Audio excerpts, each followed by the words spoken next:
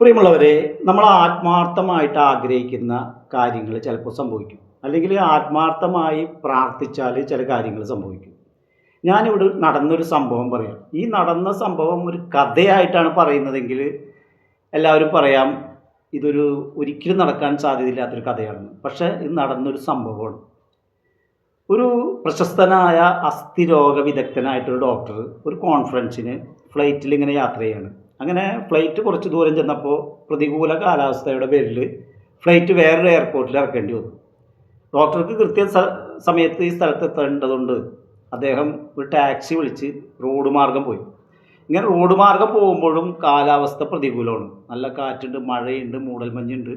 അങ്ങനെ ഈ കാർ ഒരു സ്ഥലത്ത് നിർത്തുകയും അദ്ദേഹം തൊട്ടടുത്തുള്ളൊരു ചെറിയ വീട്ടിൽ അഭയം പോലെ അവിടേക്ക് പോവുകയാണ്. അവിടെ ചെല്ലുമ്പോൾ ഒരു പ്രായമായൊരു ഉമ്മയും ഒരു അസുഖം ഉള്ള ഒരു കുട്ടി കിടക്കുന്നുണ്ട്. ഈ ഉമ്മ ചെറിയ ലഘുഭക്ഷണം കൊടുത്ത് ഡോക്ടറെ അവിടെ ഇരുത്തി. കുറച്ച് കഴിഞ്ഞപ്പോൾ ഡോക്ടർ നോക്കുമ്പോൾ ഈ ഉമ്മ ഈ കൊച്ചുമോൻ്റെ അടുത്ത് നിന്ന് പ്രാർത്ഥിക്കുന്നുണ്ട്, ആ കുട്ടിക്ക് ശുശ്രൂഷിക്കുന്നുണ്ട്. ഈ ഡോക്ടർ ഈ ഉമ്മാനോട് ചോദിച്ചു, എന്താണ് ഉമ്മ ഈ കുട്ടിക്ക്?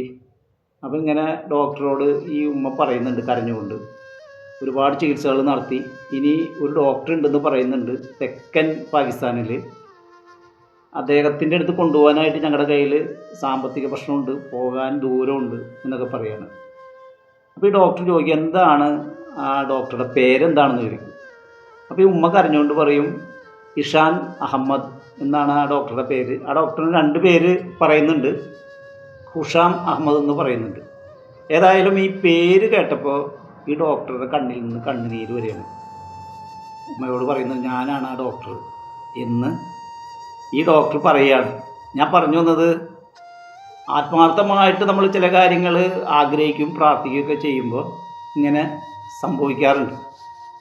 എന്ന് പറഞ്ഞ പോലെ നമ്മുടെ ജീവിതത്തിൽ നല്ല സത്യസന്ധമായിട്ടുള്ള കാര്യങ്ങൾ ആത്മാർത്ഥമായിട്ട് ആഗ്രഹിക്കുക, അത് യൂണിവേഴ്സ് തന്നെ നടത്തിത്തരും എന്ന് വിശ്വസിക്കുക.